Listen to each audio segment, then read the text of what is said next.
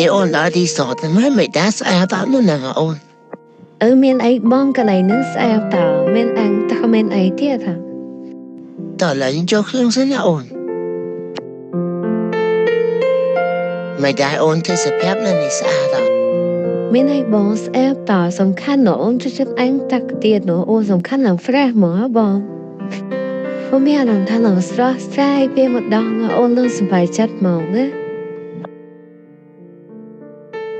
បងរ៉ានេះអូនខំណារ៉ាបងណាមិនបងមកនៅរីសតនេះអញ្ចឹងបងរ៉ាតើគេនោះឈិនណាហើយមិនក៏ស្គាល់ឈ្មោះបងច្បាស់ម៉េចអូនេះអ្នកអញចាំមិនដឹងមែនជួងគឺជាអនាគតគូទៅទាំងបងរ៉ាយើងសិបជប់ពាក្យមួយគ្នាហើយ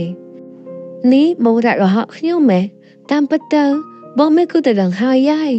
តែបងមកស្រឡាញ់ខ្ញុំមិនមែនទេ Julie Candy នឹងគ្រាន់តែនិយាយបំផ្លាញនោះទេបានហើយ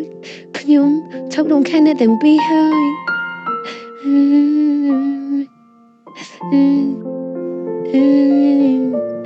ហើយកុំបួរបោហកខ្ញុំហើយកុំបួរបោហកខ្ញុំ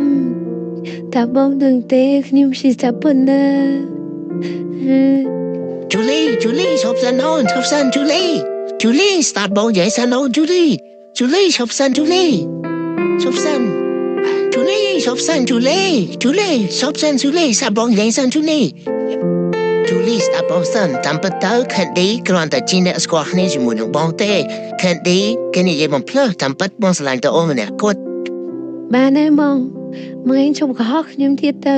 ខ្ញុំលែងជឿបងឯងហើយខ្ញុំទៅសិនហើយឈប់តាមខ្ញុំកុំមកវីដេអូមកខ្ញុំអីណា